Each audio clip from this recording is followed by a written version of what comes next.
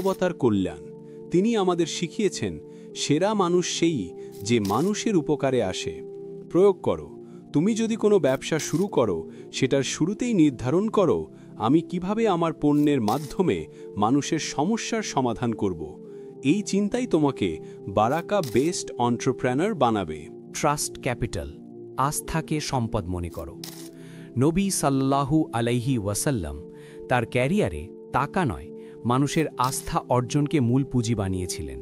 তিনি প্রমাণ করেছিলেন একজন মানুষ যার উপর মানুষ আস্থা রাখে সে কখনো দেউলিয়া হয় না। Mind training. প্রতিদিন নিজের মনে বলো, আমি আজ কারো আস্থা অর্জন করব, প্রতারণা নয়। এই এক বাক্যই তোমার ব্যবসাকে বদলে দেবে। নবী সাল্লাল্লাহু আলাইহি ওয়াসাল্লাম বলেছিলেন, সেই ব্যক্তি সবচেয়ে শক্তিশালী যে রাগের সময় নিজেকে নিয়ন্ত্রণ করতে পারে। এটাই লিডারশিপের প্রথম পাঠ।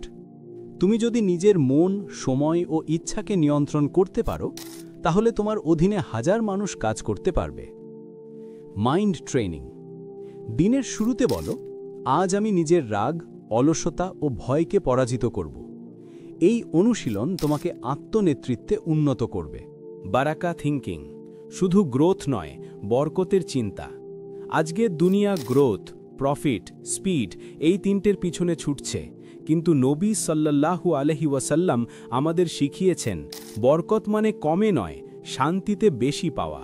তিনি বলতেন, যে ব্যক্তি হালাল রিজিকের চেষ্টা করে সে আল্লাহর পথে একজন মুজাহিদ। প্রয়োগ করো।